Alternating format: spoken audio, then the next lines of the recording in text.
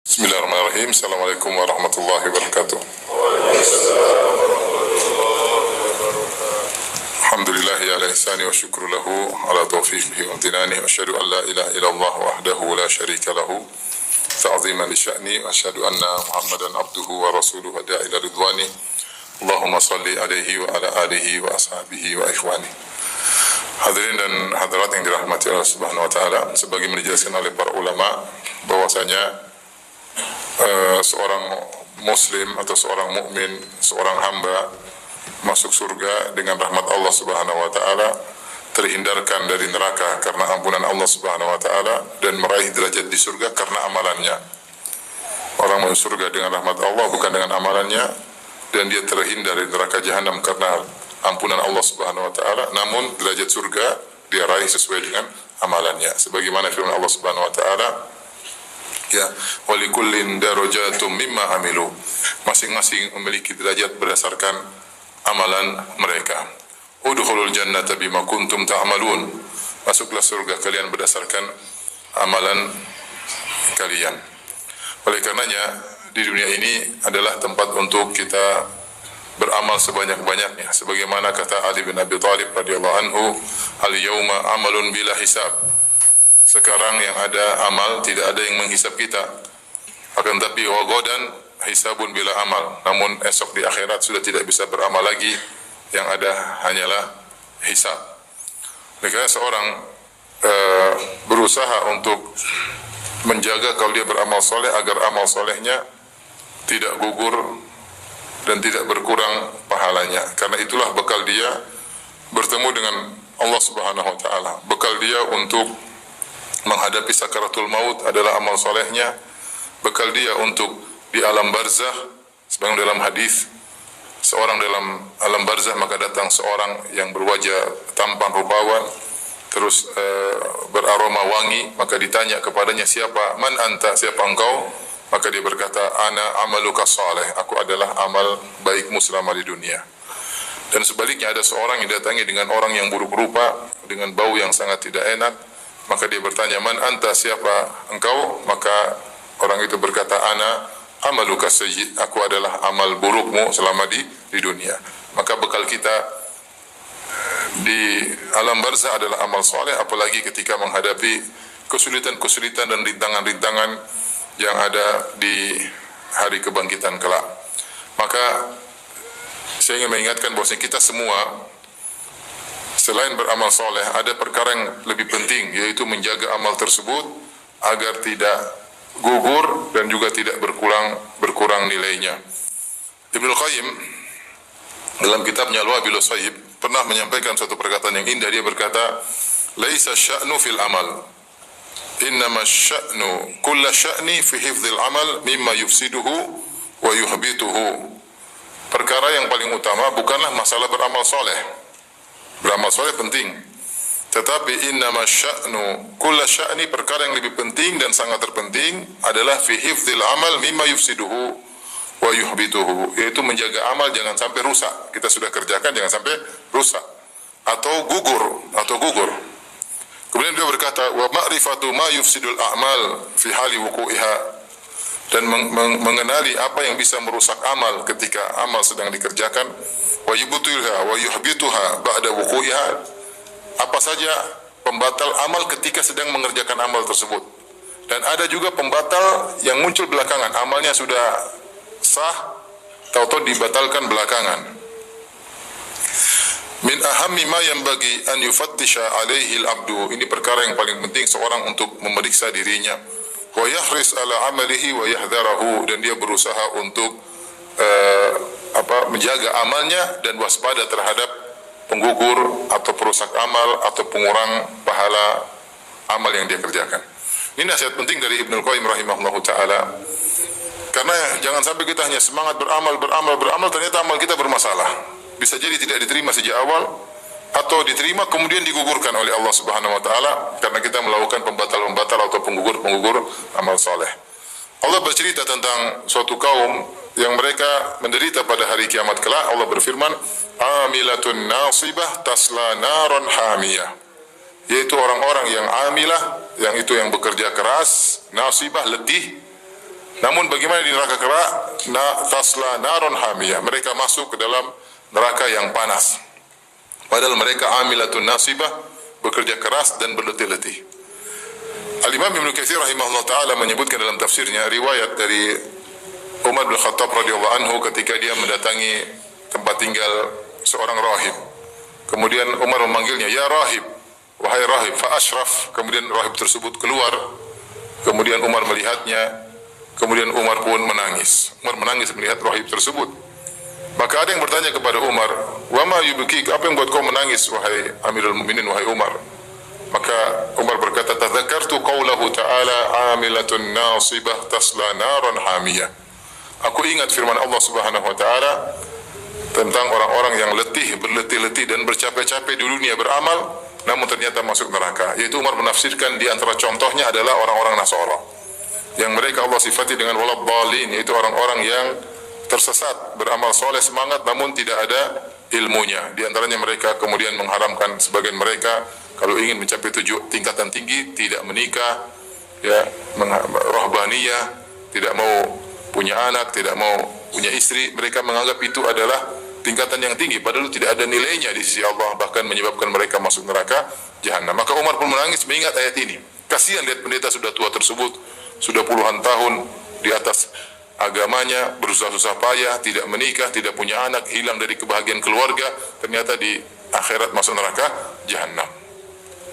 Demikian juga diriwayatkan dari sebagian salaf, mereka menafsirkan amilatun nasibah, yaitu orang-orang berletih-letih beramal soleh di dunia, beramal capek-capek, letih-letih, namun ternyata masuk neraka jahanam. Di antara mereka sebagian pendapat Imam Al-Qurtubi rahimahullahu taala menafsirkan dengan ahlul bidah. Ahlul bidah seperti orang-orang Khawarij. Orang-orang Khawarij, Rasulullah SAW mensifati mereka dengan perkataan beliau, tahkiruna salatakum ma'a salatihim. Kalian para sahabat akan merasa minder kalau membandingkan salat kalian dengan salat mereka. Artinya orang-orang Khawarij salatnya lebih banyak. Wa siyamakum ma'a siyamihim. Kalian akan merasa minder kalau membandingkan puasa kalian dengan puasa mereka. Karena mereka sangat sering berpuasa. Makanya ketika Ibnu Abbas menemui mereka, wajah mereka pucat karena sering berpuasa dan salat malam. Tapi kata Nabi SAW, yamrukuna minad din kama yamrukus sahmu minar ramiyah. Sungguhnya mereka keluar dari agama seperti anak panah yang menembus buruannya, yaitu anak panah masuk kemudian keluar tanpa menyisakan daging sedikit pun. Itu benar-benar keluar lepas dari Islam. Sehingga para ulama khilaf apakah Khawarij kafir atau tidak. Yang benar mereka tidak kafir, tapi mereka melakukan bid'ah, di antaranya mudah mengkafirkan kaum muslimin. Maka Rasulullah SAW mengatakan dalam hadis yang lain, hum kilabu ahlin nar, mereka adalah anjing-anjing penghuni neraka jahanam. Ibadah mereka luar biasa, tapi ternyata mereka masuk neraka jahanam. Oleh karenanya ini yang kita perlu hati-hati bersama, ya, untuk kepentingan diri kita sendiri. Sehingga kalau kita beramal soleh, kita harus jaga amal soleh tersebut. Jangan kita sudah letih-letih, capek-capek, ternyata amal soleh tersebut tidak ada nilainya di sisi Allah Subhanahu wa taala dan bahkan merupakan sebab seorang masuk neraka jahanam. Baik, saya akan sebutkan banyak hal-hal yang pada ranah membatalkan amal ketika tercampur, atau membatalkan amal belakangan, atau mengurangi pahala amal. Ini semua tiga masalah. Membatalkan amal sejak awal, atau membatalkan amal soleh belakangan, atau mengurangi amal soleh, mengurangi pahala amal soleh. Setan tidak peduli. Tentunya dia ingin amal seseorang batal sejak awal. Kalau tidak bisa batal, maka batal belakangan. Kalau tidak bisa batal belakangan, paling tidak mengurangi apa? Pahala amalnya. Ada beberapa poin. Yang pertama tentunya, di antara hal yang batalkan amal, yaitu tentunya adalah kekufuran dengan berbagai macam modelnya. Siapa yang kufur, maka amalnya batal secara total. Dan kufur modelnya banyak, ya. Kekufuran itu modelnya banyak. Siapa yang melakukan pembatal keislaman, maka dia telah terjerumus dalam kekufuran. Di antaranya melakukan syirik akbar, misalnya.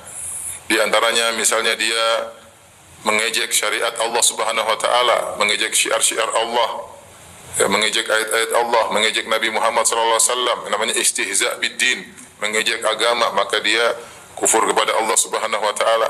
Di antaranya misalnya dia membenci syariat Allah. Dzalika bi annahum karihu ma anzalallah. Karena mereka benci dengan apa yang Allah turunkan. Ada syariat dia benci, ini syariat kayak apa ini? Dia protes padahal yang turunkan Tuhan, sementara dia makhluk. Dia benci dengan syariat Allah Subhanahu wa taala. Ini juga kekufuran. Di antara kekufuran misalnya adalah mendustakan ayat-ayat Allah. Dia bilang ayat ini saya tidak terima, ayat yang lain saya terima, ini saya tidak terima. Berarti mendustakan ayat Allah Subhanahu wa taala. Dan banyak di antara bentuk kekufuran menganggap bahwasanya hukum yang saya buat sama, nilainya sama hukum Allah. Ini juga kekufuran. Allah bikin syariat, saya juga bisa bikin syariat. Sama kok. Mungkin syariat saya, apalagi menganggap syariat saya lebih maslahat daripada syariatnya Allah. Kamu berarti menganggap lebih baik daripada Tuhan. Ini juga kufur. Kufur banyak model-modelnya. Disebutkan oleh para ulama dalam kitab-kitab fikih mereka. Baik madhab Syafi'i, madhab Hambali, madhab Maliki maupun madhab Hanafi. Tapi bukan kita sekarang sedang menjelaskan hal itu. Tapi intinya, siapa yang melakukan kufuran, maka Islamnya batal. Sebagaimana wudu bisa batal, sebagaimana solat bisa batal, sebagaimana haji bisa batal, sebagaimana puasa bisa batal, demikian juga Islam seorang bisa batal jika dia terjerumus dalam kekufuran. Kata Allah Subhanahu wa taala, "Wa may yartadid minkum an dinihi fayamut wa huwa kafirun fa ulaika habitat a'maluhum fid dunya." Siapa yang murtad di antara kalian, kemudian dia meninggal dalam kondisi kafir, maka mereka itulah orang-orang yang amal mereka gugur wal fid dunya wal akhirah wa ulaika ashabun nari hum fiha khalidun, dan mereka di neraka kekal selama-lamanya. Ini adalah orang-orang yang terjerumus dalam kekufuran dengan berbagai macam modelnya. Taib. Ini menggugurkan amal dari awal sampai akhir. Hanya saja para ulama khilaf, jika seorang melakukan kekufuran, kemudian dia kembali masuk Islam, apakah amalannya kembali atau tidak? Ini khilaf di kalangan para ulama. Menurut mazhab Maliki, gurunya Al-Imam Syafi'i, Al-Imam Malik berpendapat siapa yang melakukan kekufuran atau syirik akbar, langsung nol, amalnya langsung nol. Seandainya kalau dia tobat, maka mulai lagi dari nol. Seandainya dia pernah berhaji, maka hajinya batal. Kalau dia masuk Islam lagi, dia harus haji lagi. Ini menurut pendapat Imam Malik. Menurut Imam Syafi'i lebih ringan. Kata Imam Syafi'i, dia amalannya gugur kalau dia tidak bertobat. Adapun kalau dia bertobat, maka amalnya tidak jadi gugur. Karena Allah mengatakan, "Fayamut wa huwa kafir. Wa may yartadid minkum an dinihi fayamut wa huwa kafir." Siapa yang murtad dari agamanya, kemudian dia meninggal dalam kondisi kafir. Mafhum mukhalafah, kebalikannya kata Imam Syafi'i, berarti kalau dia meninggal dalam kondisi bertobat, amalnya tidak jadi gugur. Pendapat Imam Syafi'i lebih ringan daripada pendapat gurunya Al-Imam Malik. Namun seorang berhati-hati jangan sampai terjerumus dalam kekufuran. Taib, di antara amal yang membatalkan atau perbuatan yang menggugurkan amal ketika sedang beramal adalah riya dan sum'ah. Siapa yang beramal soleh dengan riya dan sum'ah? Sum'ah itu melakukan amal soleh untuk diperlihatkan kepada orang lain agar dia diakui, agar dia dihormati, agar dia disanjung. Itu namanya riya. Dari ro'a, yura'i, riya'an, mura'at. Maka dia memperlihatkan amal solehnya kepada orang lain supaya dia disanjung dan supaya dia dipuji. Ketika dia melakukan demikian, maka amal solehnya tidak diterima oleh Allah Subhanahu wa taala. Adapun sum'ah, yaitu memperdengarkan, dia cerita amal solehnya agar dia dihormati, agar dia disanjung-sanjung, maka ketika itu amal solehnya gugur, tidak diterima oleh Allah Subhanahu wa taala. Dan seorang waspada di zaman sekarang karena orang banyak hobi memamerkan amal solehnya. Dengan ada sarana medsos, maka mereka memamerkan seluruh amal soleh mereka. Ikutilah kebiasaan para salaf menyembunyikan amal soleh. Kalau bisa seorang menyembunyikan amal soleh dia seluruhnya, bahkan amal soleh yang biasanya orang nampakkan, hendaknya dia sembunyikan. Dia berbakti sama orang tua, tidak usah cerita. Jangan cerita saya dulu bantu ibu saya dulu belikan ibu saya dulu berbakti sama bapak saya, enggak usah cerita. Seorang wanita berbakti kepada suami tidak usah pamer, saya kalau sama suami saya begini, enggak perlu, biarlah Allah yang tahu.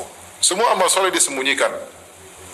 Dia berbuat baik sama tetangga, dia berbuat baik sama anaknya, dia sedekah, enggak usah cerita. Kalau dia cerita boleh dalam kondisi terpaksa karena memang ada maslahat, tapi tidak boleh cari pujian. Kapan dia mencari pujian, maka itulah riya atau sum'ah. Sebenarnya mengatakan intidharu sana'in nas huwa riya.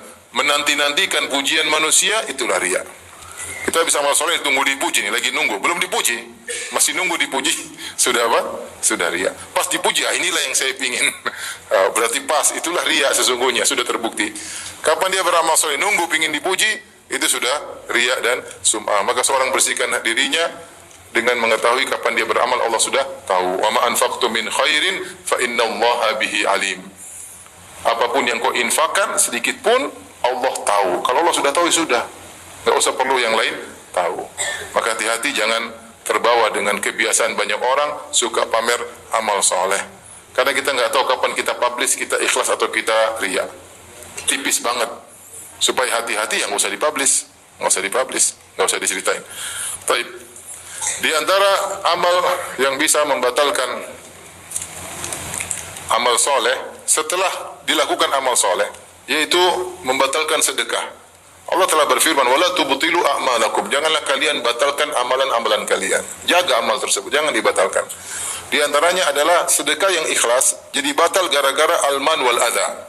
Kata Allah Subhanahu wa taala, "Ya ayyuhalladzina amanu la tubtilu shadaqatikum bil manni wal adha." Wahai orang yang beriman, janganlah kalian batalkan sedekah kalian dengan alman dan al adha. Apa itu alman, apa itu al adha? Dua hal yang bisa membatalkan amal soleh. Padahal sedekahnya ikhlas. Beda kalau riya dari awal udah batal. Ini ikhlas dulu, terus belakangan baru muncul alman dan al-adha yang membatalkan. Padahal sudah ikhlas. Makanya Allah mengatakan, "La tubtilu shadaqatikum bil manni wal adha kalladzi yunfiqu ria'an nas, ma lahu ria'an nas." Janganlah kalian batalkan amal sedekah kalian dengan alman dan al-adha sebagaimana orang yang riya. Kalau orang yang riya dari awal sudah batal.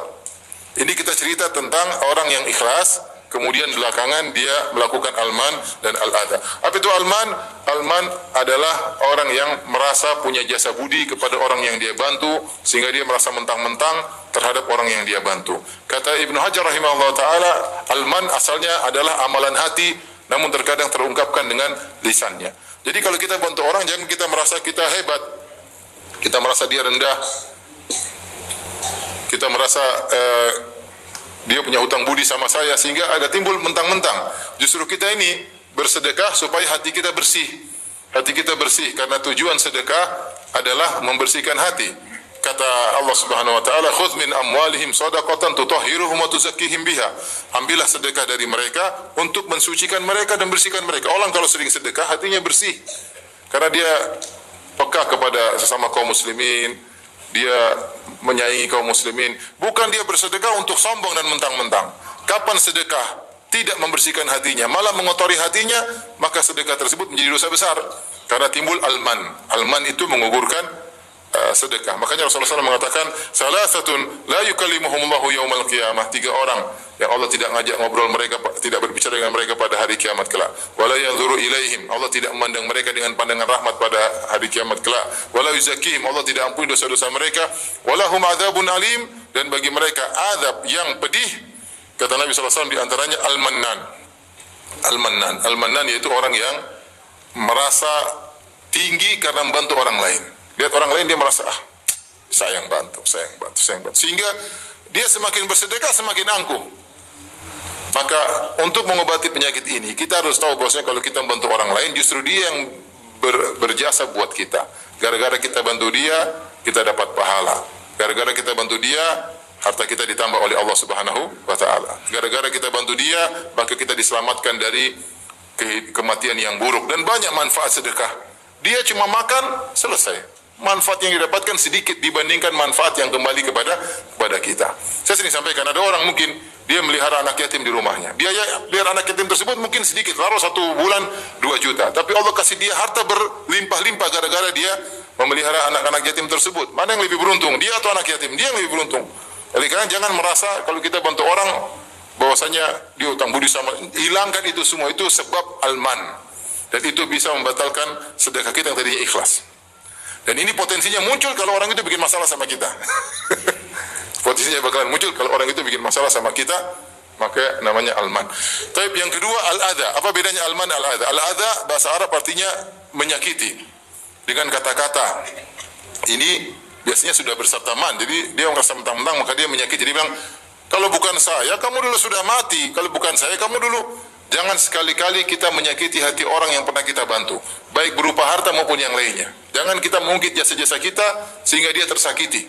Jangan. Sebagian ulama menyatakan hanya boleh antara orang tua dengan anak dan suami dan istri, itu yang boleh. Itu pun bukan dalam rangka untuk menyakiti, tapi untuk menasihati. Orang tua boleh bilang sama anaknya, nah, abi dulu yang ini, abi dulu yang, bukan menyakiti dia, tujuannya bukan menyakiti, tapi agar dia berbakti kepada orang tuanya. Ini dibolehkan. Dia bukan al-adha, bukan menyakiti, tapi mengungkit kebaikan dalam rangka agar anaknya itu sadar. Sebagaimana suami boleh, sebenarnya mengatakan boleh dia ingatkan istrinya, saya dulu yang inikan kamu, agar dia tunduk kepada atau taat kepada suaminya. Karena banyak istri yang lupa diri ya. Lupa diri, sudah dibaikin sama suaminya, kemudian akhirnya membangkang, angkat suara, merendahkan suami, tidak menghormati suami, seakan-akan apa yang dilakukan oleh suami selama ini tidak ada nilainya. Kata Nabi SAW, "Idza ahsanta ila ihdahunna ad-dahra, thumma ra'at minka syai'an, laqalat ma ra'aitu minka khairan qat." Jika salah seorang dari kalian berbuat kebaikan kepada istrinya setahun penuh, kemudian dia melakukan satu kesalahan, maka istrinya berkata, "Aku tidak pernah melihat kebaikan darimu meskipun sedikit sama sekali." Dia lupa. Oleh karena tidak mengapa seorang suami terkadang mengingatkan kebaikannya agar istrinya tidak lupa, bukan untuk menyengati istrinya, bukan, tapi agar dia menjadi lebih baik. Adapun kalau seorang mengungkit kebaikannya untuk menyengati orang tersebut, maka itu adza. Ini langsung membatalkan kebaikannya. Hati-hati. Kamu dulu miskin, yang ngerjain kamu siapa?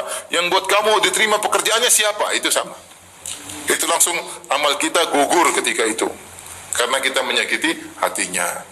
Maka hati-hati kalau terbetik dalam benak kita mau bicara, nggak usah bicara. Bayangkan seorang yang sudah melakukan kebaikan 20 tahun lalu, kemudian dia ada masalah dengan orang tersebut, dia ungkit, kamu dulu yang ini, kamu tahu nggak kalau saya gak ngebantu kamu dulu, kamu sudah mati, kamu sudah kurus krempeng, kamu sekarang kamu gemuk, siapa yang bikin gemuk? Ini langsung kebaikan 20 tahun yang lalu hilang. Maka waspada. Yang penting bukan cuma bersedekah, tapi bagaimana menjaga kebaikan kita, jasa kita, agar tidak batal gara-gara alman wal adha. Baik, di antara hal yang bisa membatalkan amal soleh seorang, artinya tidak diterima sejak awal, sama seperti riya, sama dengan kufur, tidak diterima sejak awal, adalah mendustakan takdir. Siapa yang mendustakan takdir, mengatakan Allah tidak mencatat sebelumnya, ini terjadi begitu saja tanpa ada catatan Allah sebelumnya, maka amalnya tidak diterima oleh Allah Subhanahu wa taala. Dalam satu hadis ketika dilaporkan, dalam hadis pertama dalam Sahih Muslim, ketika dilaporkan kepada Ibnu Umar radhiyallahu taala anhuma bahwasanya di Basrah ada seorang namanya Ma'bad al-Juhani, yang dia terlalu berdalam-dalam tentang ilmu sehingga menggunakan logikanya sehingga dia berkesimpulan al-amru unuf, bahwasanya segala perkara itu baru saja terjadi tanpa direncanakan oleh Allah, tanpa dicatat oleh Allah sebelumnya. Terjadi begitu saja. Allah tidak ada rencana-rencana, tiba-tiba muncul. Maka Ibnu Umar berkata, "Idza laqita haula," jika kau bertemu dengan mereka, fa akhbirhum anna Ibnu Umar bari'um minhum, sampaikan bahwasanya Ibnu Umar, saya sahabat Ibnu Umar, berlepas diri dari mereka. Wa hum bura'u minni, dan mereka berlepas diri dariku. Dan sampaikan kepada mereka, "Lau anna ahadahum anfaqa mithla Uhudin dhahaban ma qabila Allahu minhu hatta yu'mina bil qadar." Sampaikan kepada mereka, kalau salah seorang dari mereka berinfak dengan emas sebesar gunung Uhud, Allah tidak akan terima sampai dia beriman dengan takdir. Emas gunung Uhud itu panjangnya 7 sampai 8 kilo. Lebarnya 2 sampai 3 kilo. Tingginya 100 meter lebih. Kalau ditimbang berapa ton? Kalau antum punya emas sebesar gunung Uhud itu, antum infakkan, meskipun ikhlas, tidak akan diterima kalau antum mendustakan takdir. Karena di antara rukun iman adalah apa? Iman kepada takdir. Semua ini sudah tercatat di Lauhil Mahfuz. Tidak ada satu perbuatan, kejadian, peristiwa kecuali sudah tercatat di Lauhil Mahfuz. Kalau kita tidak beriman akan hal ini, maka amal kita apapun yang kita lakukan gugur, tidak akan diterima oleh Allah Subhanahu wa taala.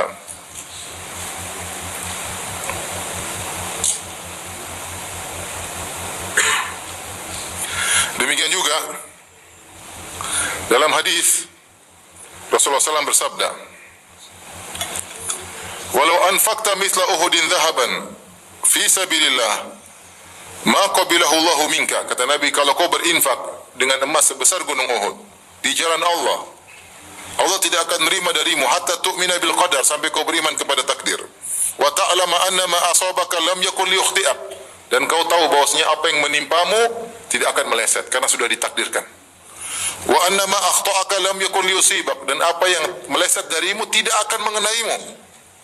Walau mutta ala ghairi hadza la dakhaltan nar, kalau kau meninggal tidak punya keyakinan seperti ini, tidak beriman terhadap takdir, maka kau akan masuk neraka jahanam. Karena hati-hati sebagian orang menggunakan logikanya, ya, tidak belajar Islam dengan baik, menggunakan logikanya akhirnya terjebak dengan paham qadariyah yang menolak adanya takdir, dan ini membatalkan amal seseorang. Maka waspada. Ini pentingnya kita belajar rukun iman.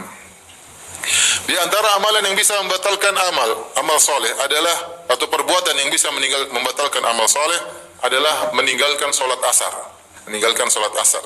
Datang hadis secara khusus dalam Sahih Bukhari dan yang lainnya. Rasulullah sallallahu alaihi wasallam bersabda, "Man taraka salat al-asr faqad habita amaluh."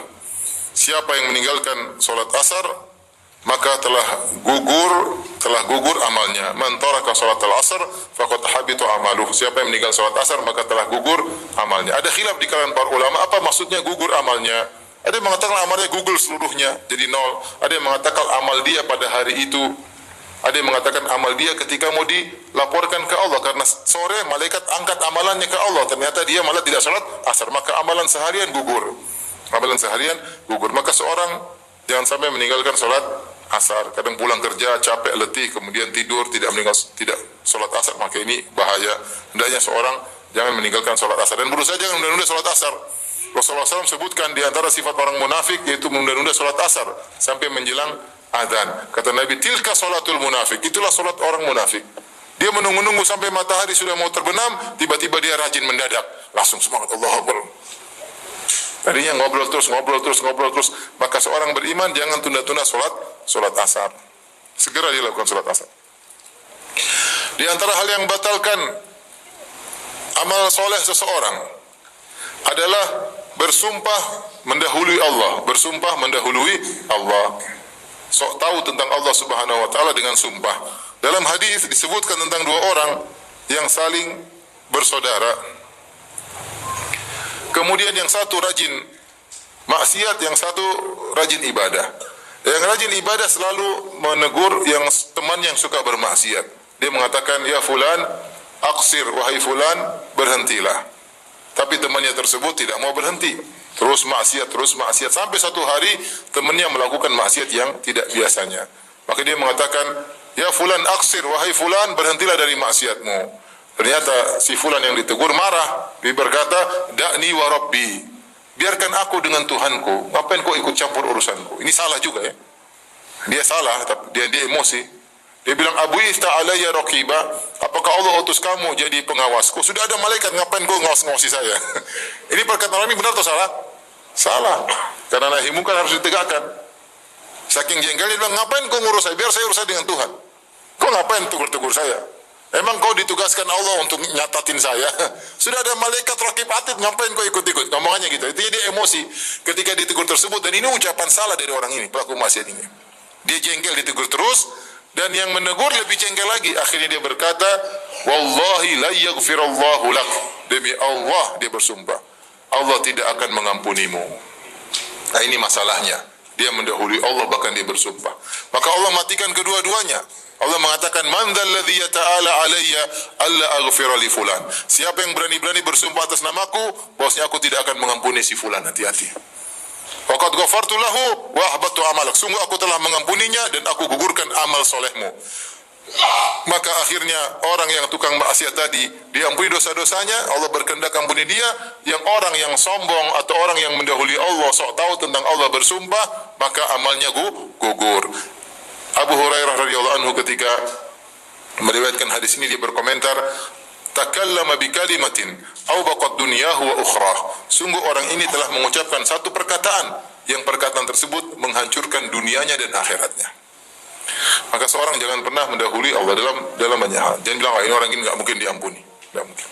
Antum bayangkan kalau ada sekarang misalnya ada seorang sadis, dia masuk di masjid ini misalnya, kemudian kita semua dibakar, baik pendengar maupun ustadznya, dibakar hidup-hidup.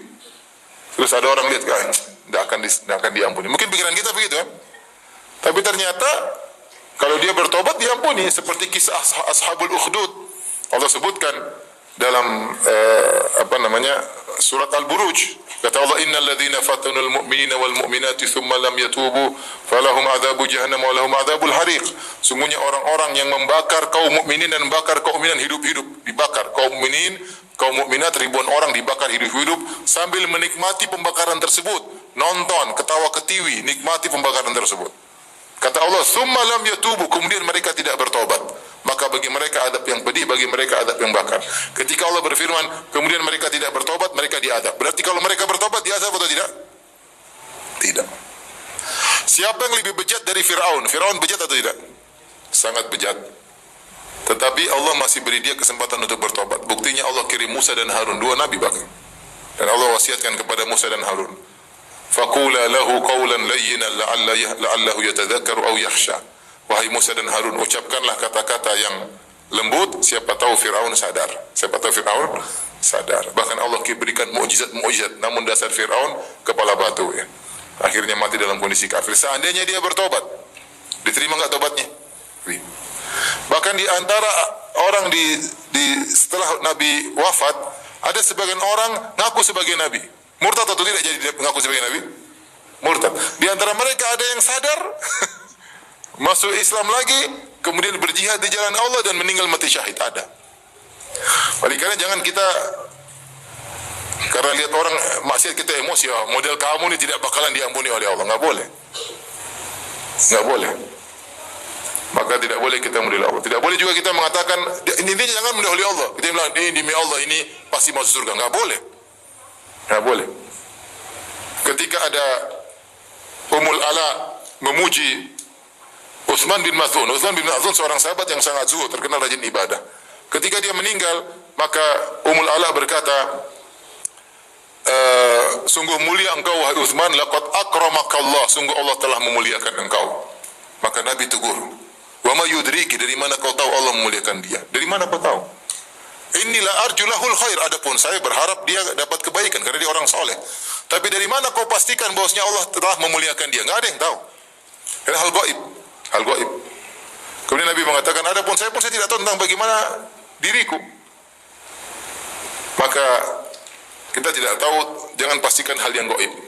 Seperti di zaman Nabi dalam Sahih, dalam Musnad Imam Ahmad dengan sanad yang hasan, dikatakan kepada Nabi, inna fulana matat wastarahat. Ya Rasulullah, ibu itu telah meninggal dunia dan istirahat.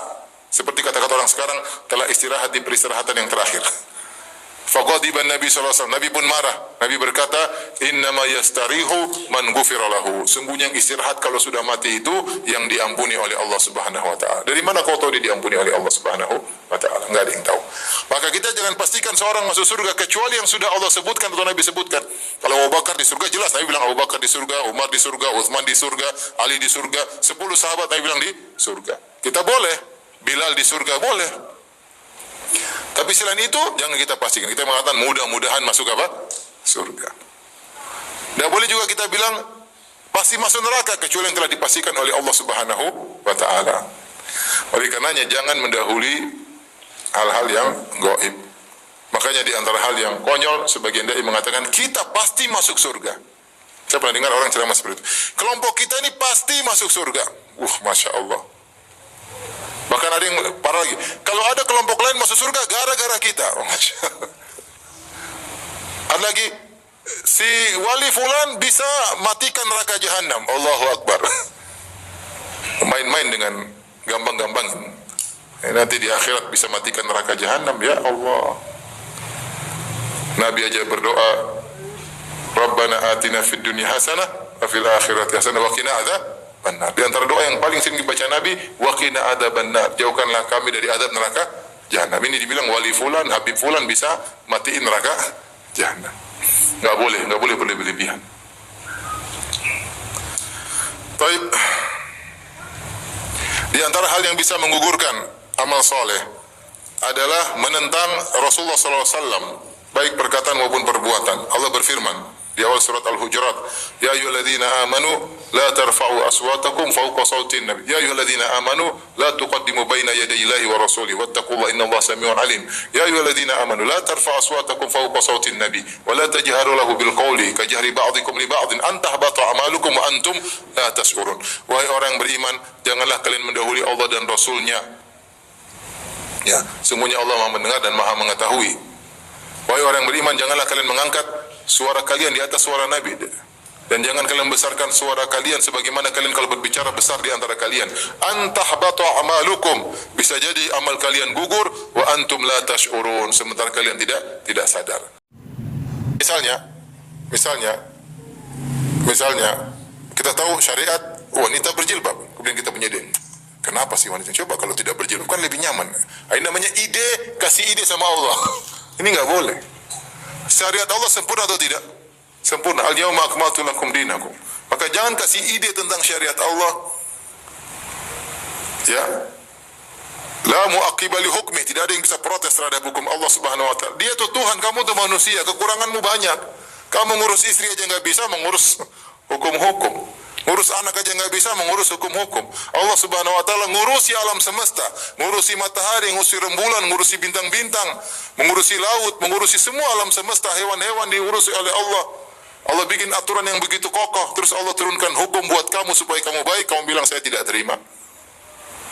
Hukum saya lebih baik daripada hukum kamu ya Allah. Ini orang tidak tahu diri. Kamu Tuhan atau hamba? Kamu tuh hamba, ngurus dirimu saja nggak becus, mau ngurus bikin hukum buat manusia yang lain. Maka siapa yang sudah datang perintah Allah dan Rasulnya, kemudian dia menentang, amalnya gugur.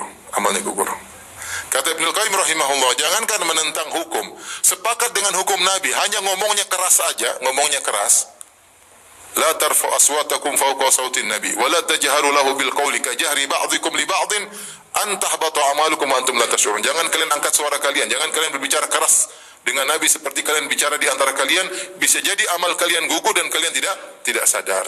Ini zaman sekarang banyak orang Allah berfirman demikian, bukan enggak benar, enggak cocok, seperti orang liberal. Rasulullah bilang enggak pas lagi, enggak relevan zaman sekarang, kita bikin hukum baru. Aduh, repot. Kamu tuh siapa? Ngurus istrimu aja enggak beres. Ya, terus mengurus manusia di alam semesta dengan bikin hukum dari kamu.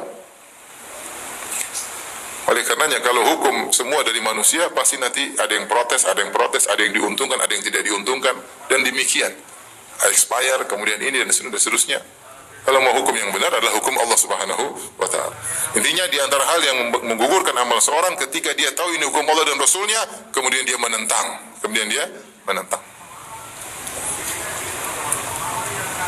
Maka hati-hati kalau kita sudah jelas hukum Allah, hukum Rasul, maka jangan dibilang lagi, kata Ustadz, kata Kiai, kata Habib, tidak ada. Kalau ini sudah hukumnya jelas, terima.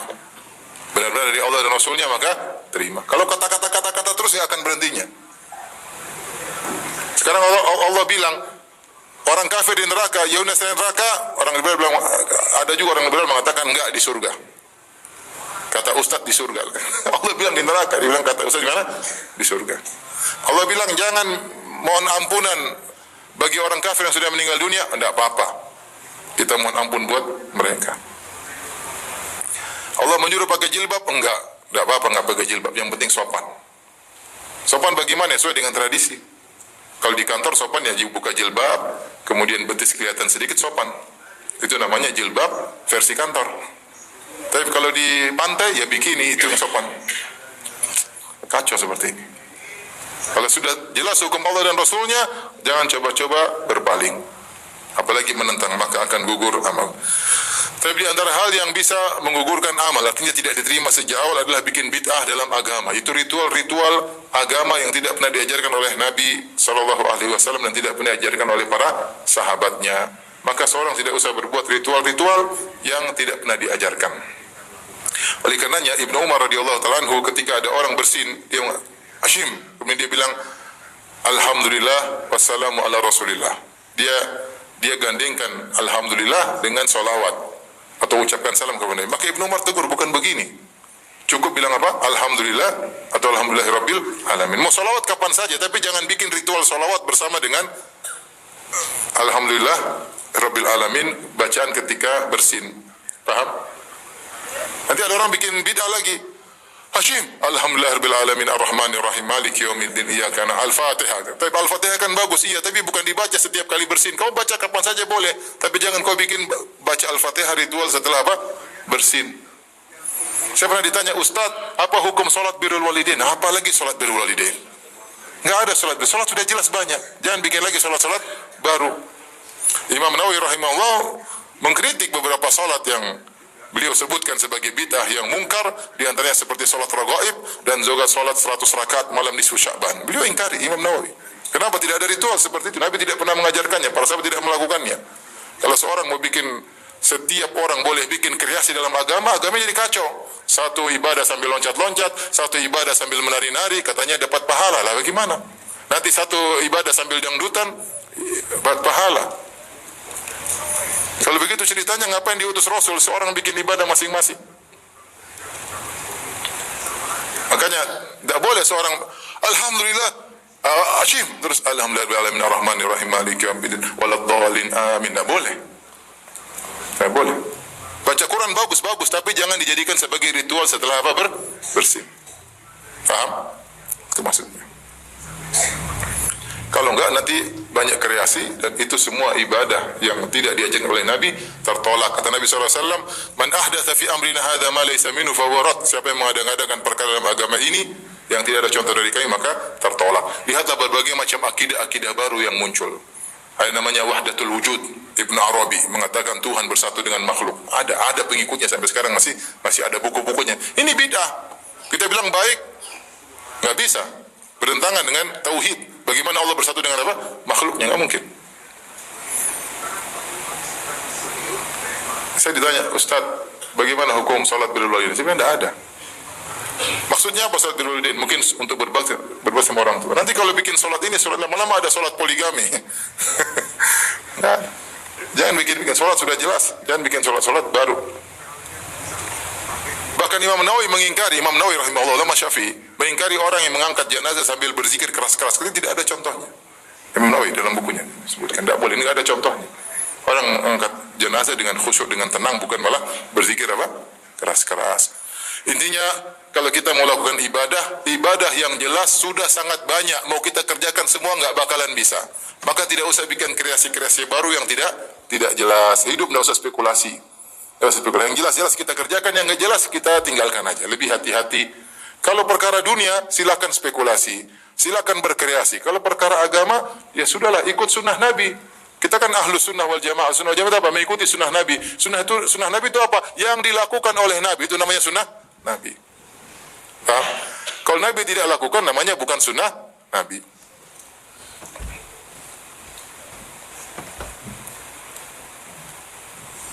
Sekarang sedih kita lihat orang solawat sambil joget-joget, solawat sambil dangdutan. Ya aduh, bebas mau nari-nari, mau aduh, saya bilang ini. Gimana ibadah kayak begini? Campur laki-laki perempuan, kemudian solawat joget-joget. Aduh, saya bilang ini gimana? Nggak ada yang mengingkari kah? Dibiarkan begitu saja? Jangan, nanti rusak agama ini kalau semua orang boleh bikin ibadah sendiri. Di antara hal yang bisa menggugurkan amalan adalah bermaksiat diam-diam. Kalau di depan orang soleh, temannya malaikat. Kalau sendirian, temannya iblis. Dalam hadis kata Rasulullah SAW, la alamannak aqwaman min ummati yatuna yawmal qiyamati bihasanatin amsali jibali tihamah, fayaj'alahu Allahu azza wa jalla haba'an manthura. Sungguh aku mengetahui ada sekelompok orang yang mereka pada hari kiamat kelak membawa amalan yang banyak, pahala sebesar gunung-gunung Tihamah. Kemudian Allah jadikan pahala tersebut menjadi haba'an mansura, debu yang berterbangan tidak ada nilainya. Maka sahabat bertanya, siapa mereka itu? Rasulullah berkata, walakinnahum aqwamun idza khalau bi maharimillah intahakuha. Mereka adalah suatu kaum, jika mereka sedang bersendirian, maka mereka melanggar larangan Allah Subhanahu wa taala. Kalau lagi sendirian mereka bermaksiat. Hadis ini menjadi muskil di kalangan para ulama. Karena kita tahu namanya kaum muslimin siapa sih yang tidak bermaksiat ketika sendirian. Maka mereka mengatakan hadis ini maksudnya orang munafik. Maksudnya orang-orang apa? Munafik. Orang-orang mukmin namanya maksiat dia pasti sembunyi-sembunyi kan? Kalau dia sembunyi-sembunyi kemudian dia termasuk dalam hadis ini, kata mereka enggak. Orang mukmin yang terkadang bermaksiat diam-diam maka hendaknya dia bertobat kepada Allah. Tapi kalau setiap dia sendirian selalu bermaksiat, dikhawatirkan dia seperti orang-orang munafik yang dimaksud. Paham? Maka seorang kalau bersendirian bermaksiat, segera dia bertobat kepada Allah. Jangan dia continue terus, tidak berhenti. Ketika dia tidak pernah berhenti, setiap sendirian bermaksiat, setiap sendirian bermaksiat, setiap tidak ada yang lihat bermaksiat, maka akhirnya dia seperti orang-orang munafik. Dikhawatirkan amal-amal dia akan gugur pada hari kiamat kelak, gara-gara dia ketika bersendirian pasti bermaksiat. Setiap sendirian pasti bermaksiat. Maka Rasulullah bersabda, ittaqillah haitsuma kunt, bertakwalah dimanapun kau berada. Ketika kau di rumah bertakwa, ketika kau di luar rumah bertakwa, ketika di Indonesia bertakwa, di luar negeri bertakwa, bersama istri bertakwa, lagi tidak bersama istri bertakwa, di rumah bertakwa, di hotel juga bertakwa. Ya. Karena gangguan di rumah mungkin kurang, kalau di hotel banyak gangguan. Saya ingat cerita seorang syekh, dia ketika ke suatu negara, kemudian dia masuk di hotel. Tiba-tiba ada orang ketuk pintu. Ketika dia buka, ternyata perempuan sangat cantik, jelita. Lonte. Apa bahasa kerennya? PSK ya apa? Apa PSK singkatannya? Perempuan apa? Apa? Penjajah, penjual seks komersial. Bahasa kerennya lonte. Maka lonte ini dia kemudian menawarkan dirinya, maka syekh tersebut akhirnya takut, maka dia pun kunci pintu. Kemudian diketuk-ketuk terus, maka dia sujud langsung kepada Allah. Dia berdoa kepada Allah agar menguatkan hatinya. Ini orang kadang syahwat bergejolak dengan satu pandangan.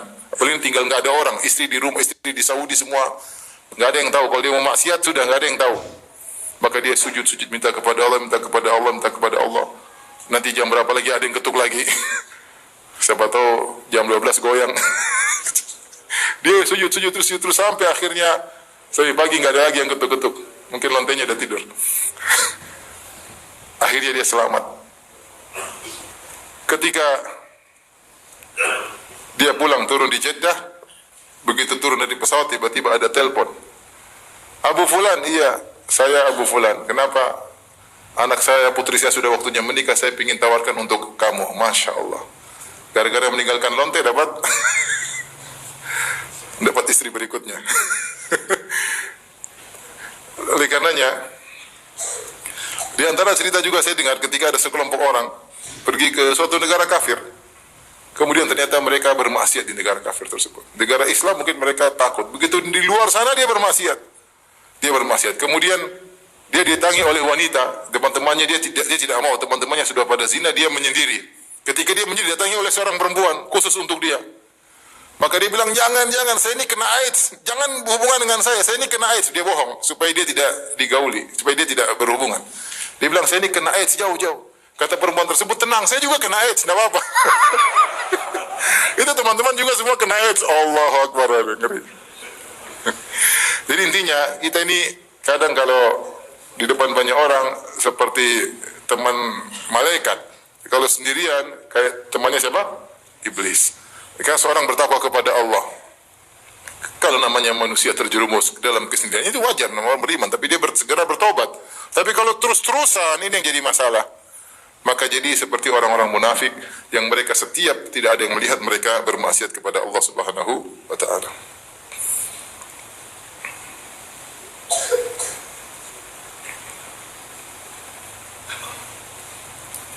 Di antara hal yang menjadikan amalan tidak diterima oleh Allah adalah pergi ke dukun, tanya-tanya kepada dukun. Man ataka hinan aw arrafan lam tuqbal salatuhu arba'ina yauman. Siapa yang datang kepada dukun kemudian bertanya-tanya kepada dukun tersebut, tidak akan diterima salatnya selama 40 hari. Dia tetap wajib untuk salat. Kalau dia tidak salat maka lebih parah lagi. Dia wajib salat 40 hari tapi salatnya tidak diterima. Salatnya sah tapi tidak diterima. Kenapa? Karena dia bertanya-tanya kepada dukun.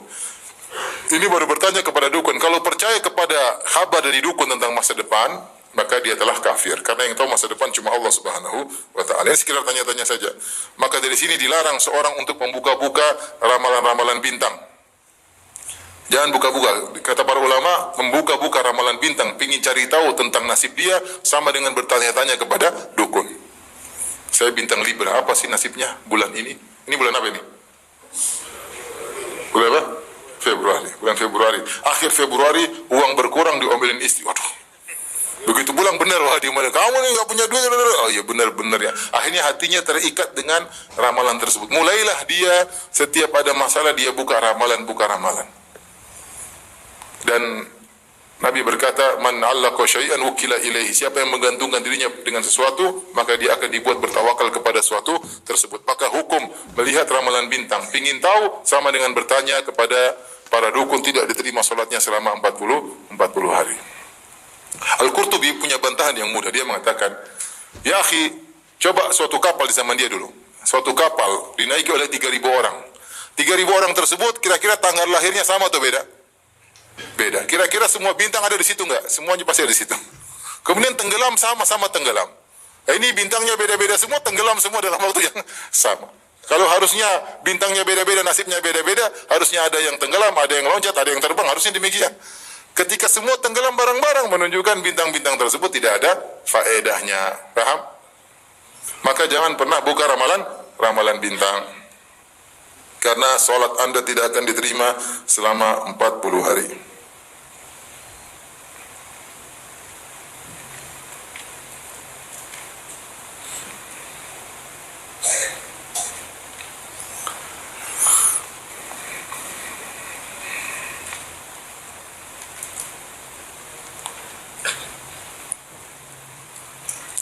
Di antara yang menjadikan amal tidak diterima seperti amal puasa adalah berkata dusta. Kata Nabi SAW, man lam yada' qawla zur wal jahla wal amala bihi fa laysa lillahi hajatun fi ayyada' ta'ama wa syarabahu. Siapa yang tidak meninggalkan perkataan dusta dan mengamalkan konsekuensi dusta tersebut, maka Allah tidak butuh dengan lapar dan dahaganya. Artinya dia berpuasa, puasanya sah namun tidak diterima oleh Allah Subhanahu wa taala.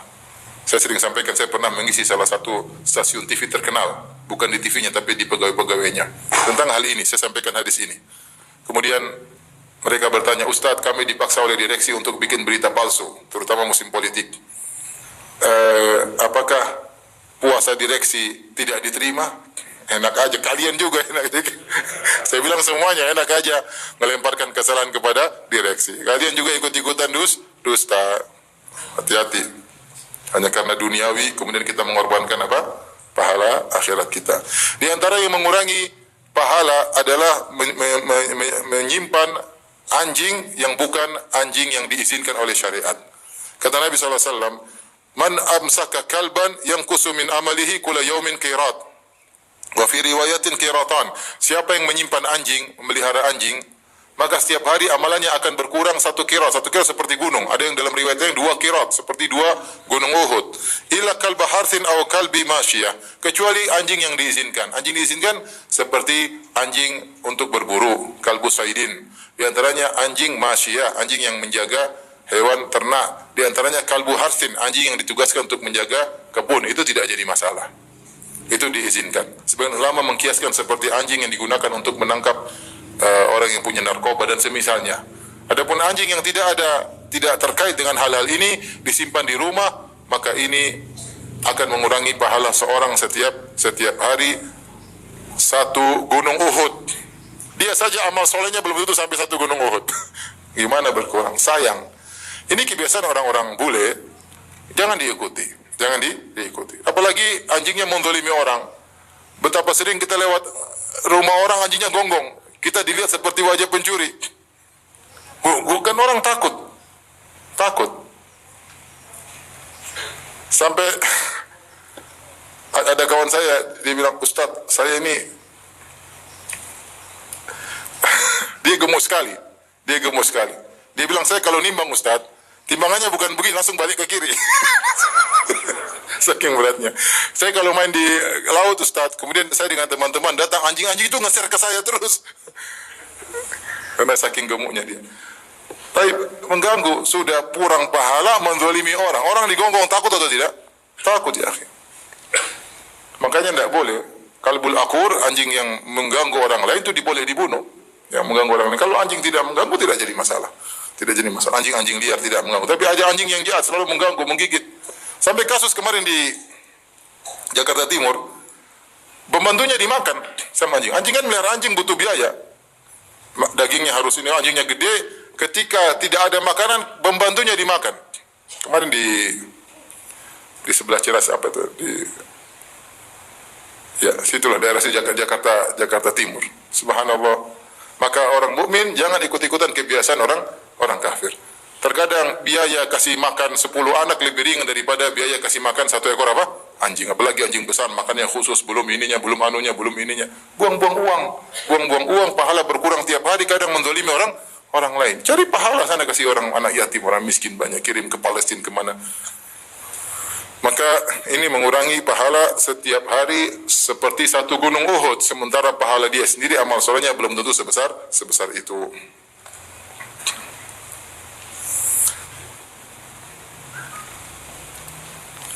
Di antaranya yang ditolak amalannya adalah wanita yang membangkang kepada suaminya.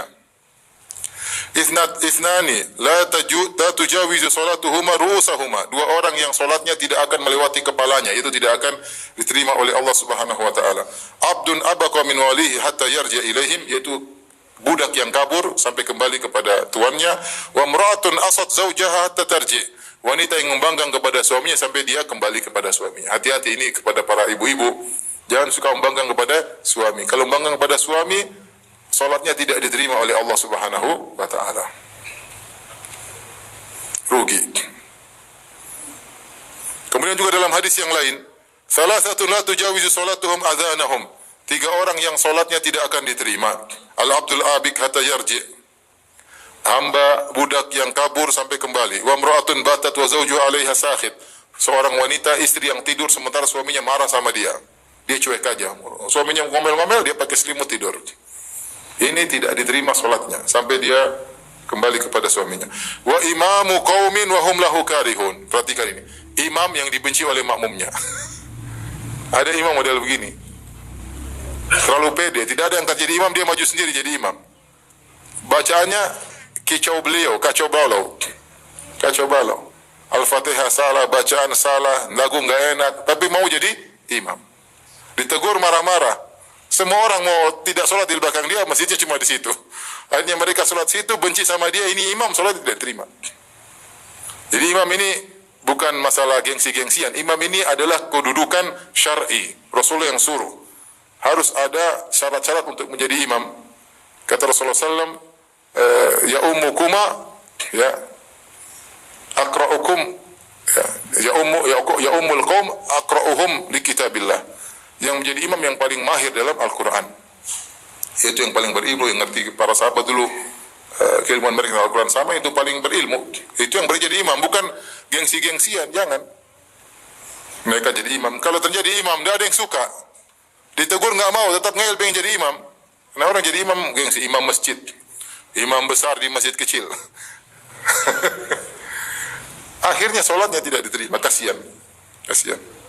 Maka kita bukan masalah. Makanya di antara larangan para ulama, kalau jadi imam jangan tawadhu-tawadhuan. Kamulah jangan. Padahal dia tahu dia lebih alim dari kamu. Yang maju ini bukan masalah tawadhu. Rasul yang suruh. Yang paling alim menjadi apa? Imam. Jangan bilang, lah kamu aja. Padahal dia tahu orang ini nggak tahu, nggak bisa jadi imam. Kamu aja. Tawadhu yang keliru. Paham? Ini karena terkait dengan sholat jamaah seluruhnya. Jadi cari imam yang baik. Demikian kajian kita. Subhanakallah bihamdik, asyhadu an la ilaha illa anta, astaghfiruka wa atubu ilaik. Assalamualaikum warahmatullahi wabarakatuh.